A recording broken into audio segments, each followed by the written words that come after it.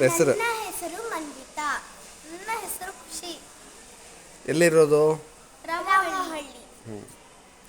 ರಥವಾ ಏರಿದ ರಾಘವೇಂದ್ರ, ರಥವಾ ಏರಿದ ರಾಘವೇಂದ್ರ, ಸದ್ಗುಣ ಗಣ ಸಾಂದ್ರ, ರಥವಾ ಏರಿದ ರಾಘವೇಂದ್ರ, ಚತುರ ದಿಕ್ಕು ವಿದಿಕ್ಕುಗಳಲ್ಲಿ ಸ್ಮರಿಸುವ ಜನರಲ್ಲಿ, ಮಿತಿ ಇಲ್ಲದೆ ಬಂದು ಬಾಲೈಸುತ್ತಲಿ, ವರಗಳ ಬೇಡುತ್ತಲಿ, ನುತಿಸುತ್ತ ಪರಿಪರಿಣತರಾಗಿ ಹರಿಗೆ, ನುತಿಸುತ್ತ ಪರಿಪರಿಣತರಾಗಿ ಹರಿಗೆ, ಕತಿ ಬೇಳದೆ ಸರ್ವತನ ಬಿಡೇನೆಂದು ರಥವಾ ಏರಿದ ರಾಘವೇಂದ್ರ,